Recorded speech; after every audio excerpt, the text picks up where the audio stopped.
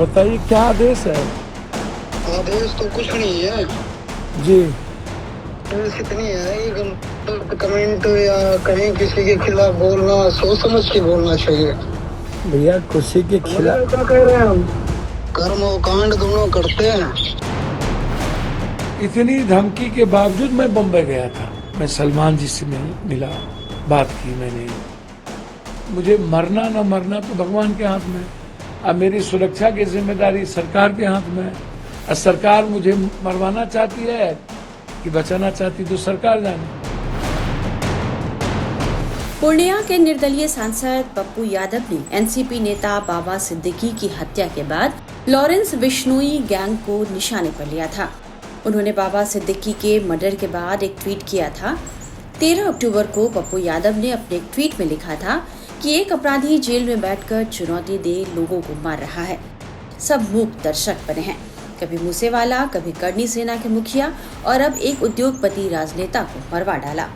कानून इजाजत दे तो 24 घंटे में इस लॉरेंस बिश्नोई जैसे 2 टके के अपराधी के पूरे नेटवर्क को खत्म कर दूंगा। लेकिन इस ट्वीट के बाद पप्पू यादव डरे हुए दिखाई दे रहे हैं। वजह है लॉरेंस बिश्नोई के कथित गुर्गे की धमकी। बताया जा रहा है कि इस ट्वीट के मद्देनजर उन्हें धमकी दी गई है और यह धमकी मिली है गैंगस्टर लॉरेंस बिश्नोई के गैंग की तरफ से।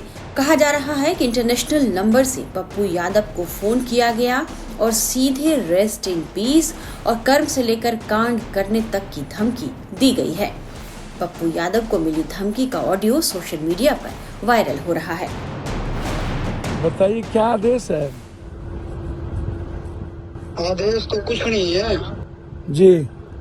बस इतनी है कि गलत कमेंट या कहीं किसी के खिलाफ बोलना सोच समझ के बोलना चाहिए। भैया खुशी के खिलाफ क्या कह रहे हैं हम?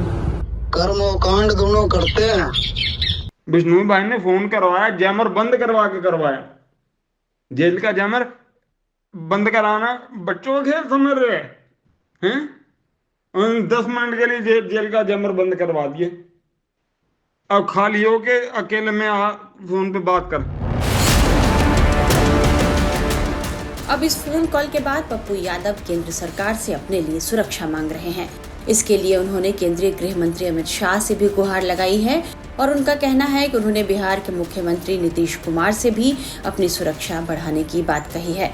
पप्पू यादव खुद के लिए जेट सिक्योरिटी चाहते हैं। फिलहाल उनके पास वाई श्रेणी की सिक्योरिटी है। पप्पू यादव को मिली इस कथित धमकी के बाद बहुत सारे लोग उनके बारे में सोशल मीडिया पर तरह तरह की जानकारियां ढूंढ रहे हैं। तो चलिए हम भी आपको बताते हैं कि कौन है पप्पू यादव, लेकिन उससे पहले आपको सुनाते हैं कि उन्होंने इस कथित धमकी को लेकर क्या कहा है। अब मेरी सुरक्षा की जिम्मेदारी सरकार जाने।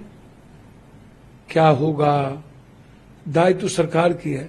मैंने तो डीजी साहब से कही, मैं आईजी से कहा, मैं सीएम साहब से कई बार मिलने का प्रयास किया, नीतीश बाबू से। मैं उनके चीफ सेक्रेटरी से बातचीत की सुरक्षा को लेकर के।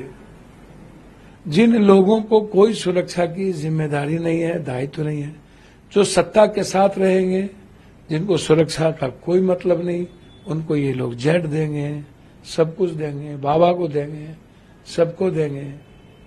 लेकिन जो व्यक्ति लगातार, जिस व्यक्ति को एक ट्वीट के कारण, मुझे नहीं पता कौन है क्या है, जो लोग धमकी देते हैं, मैंने समय समय पर डीजी साहब को, 4 एसपी को मैंने वो बात बता दी, कह दिया।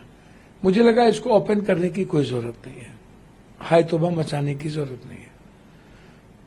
और इतनी धमकी के बावजूद मैं बम्बई गया था। मैं सलमान जी से मिला, बात की मैंने।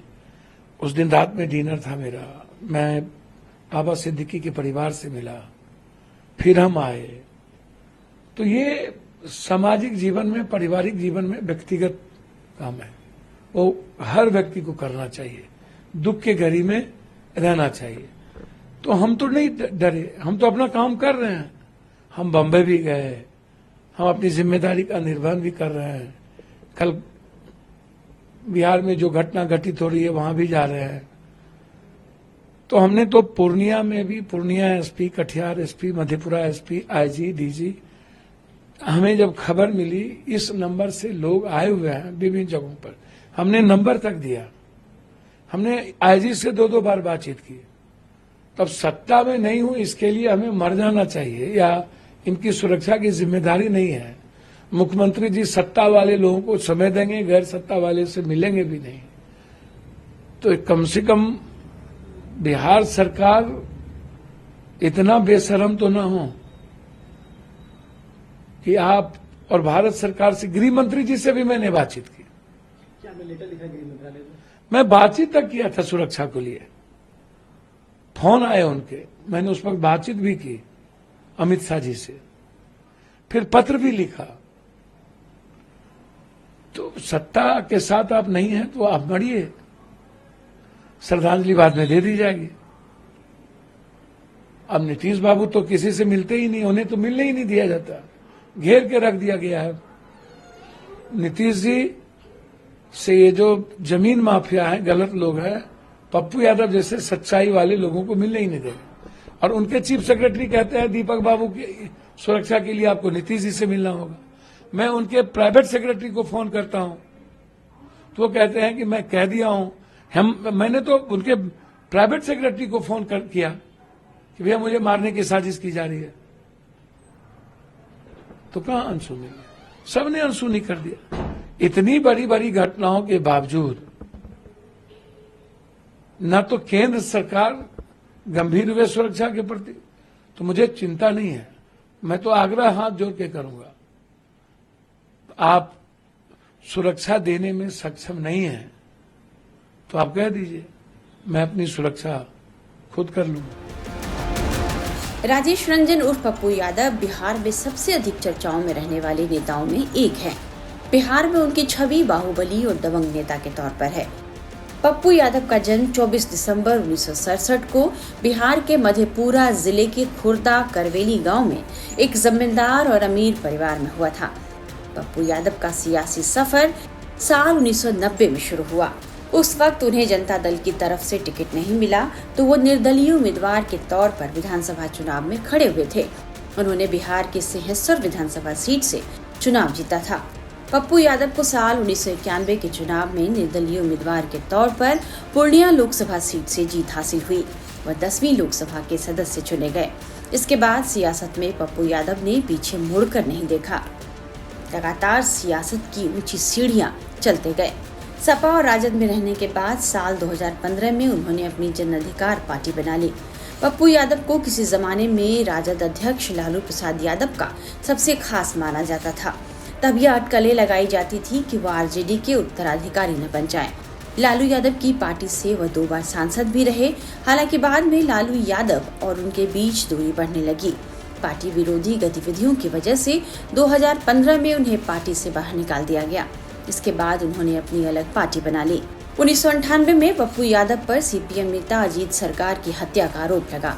1999 में वे गिरफ्तार कर लिए गए थे और उन्हें बेऊर जेल भेज दिया गया। इस दौरान पप्पू यादव पर यह आरोप लगे कि बेऊर जेल में वे अपनी खातिरदारी करवा रहे हैं, तो उन्हें दिल्ली के तिहाड़ जेल लाया गया। बात यहीं खत्म नहीं हुई। फरवरी 2008 में विशेष सीबीआई अदालत ने पप्पू यादव और 2 अन्य को सीपीआई नेता की हत्या का दोषी ठहराते हुए उम्र कैद की सजा सुनाई। हालांकि मई 2013 को पटना हाई कोर्ट ने पर्याप्त सबूत न होने की बात कहते हुए पप्पू यादव को जेल से रिहा करने का आदेश दिया। 20 मार्च 2024 को पप्पू यादव ने अपने दल जेएपी का विलय कांग्रेस में कर लिया। लेकिन गठबंधन की राजनीति में कांग्रेस के सामने ऐसा धर्म संकट आया कि इस बार का लोकसभा चुनाव पप्पू यादव को कांग्रेस के बजाय निर्दलीय लड़ना पड़ा और वे पूर्णिया से सांसद चुन लिए गए और वे 18वीं लोकसभा में एक बार फिर संसद पहुंचे हैं। कथित रॉबिन हुड वाली छवि की वजह से वे जनता के बीच लोकप्रिय हैं और बाढ़ के समय लोगों को पैसे और अन्य राहत सामग्रियां बांटने वाले उनके कई वीडियो सोशल मीडिया पर वायरल हो चुके हैं। कोविड-19 के दौरान लोगों की मदद करते हुए पप्पू यादव की कई तस्वीरें भी सोशल मीडिया पर अक्सर देखी जाती थी। कोसी सीमांचल के इलाके में पप्पू यादव की अच्छी पकड़ मानी जाती है। यानी कोसी नदी के किनारे नेपाल और बांग्लादेश की सीमा से करीब बसे पूर्णिया, अररिया, सुपौल, मधेपुरा, सहरसा, किशनगंज और कटिहार के इलाके में लोग पप्पू यादव को रॉबिन हुड वाली छवि के कारण ज्यादा पहचानते हैं। और यही वजह है कि पूर्णिया और कोसी इलाके में पप्पू यादव की सियासी जमीन मजबूत मानी जाती है। उन्हें जानने वाले बताते हैं कि पप्पू यादव की छवि गरीबों का मसीहा और बाहुबली नेता वाली है, जो गरीबों की मदद करते हैं। बाहुबली छवि की वजह से उनके रहते पूर्णिया में डॉक्टर किसी मरीज को एडमिट कर मनमाने पैसे नहीं वसूल सकते, ऐसा लोगों का कहना है। तो जानकारी मिली है लॉरेंस बिश्नोई के बारे में कि वो जेल में है, वो गुजरात के जेल में ही हैं। तो आप इसी से अंदाजा लगा लीजिए कि गुजरात में प्रशासन, जो जेल प्रशासन है, किस तरह से मतलब इस तरह की खबरें बाहर आती है या टेलीफोन से वो धमकी देते हैं, किस तरह से देते हैं। तो ये गुजरात सरकार को और खासतौर पे गुजरात जेल अथॉरिटी को देखनी होगी कि इस तरह की बातें जो आती है इसमें कितनी सच्चाई है, और इसकी जांच करके उनसे पूछताछ भी होनी चाहिए, क्योंकि तो ऑलरेडी कस्टडी में है और जुडिशियल कस्टडी में होंगे तभी तो वो जेल गए हैं। फिलहाल लॉरेंस बिश्नोई के गुर्गे की ओर से कथित धमकी दिए जाने को लेकर पप्पू यादव सुर्खियां बटोर रहे हैं। देखना होगा कि इस धमकी के मद्देनजर उन्हें किस तरह की सुरक्षा मुहैया कराई जाती है।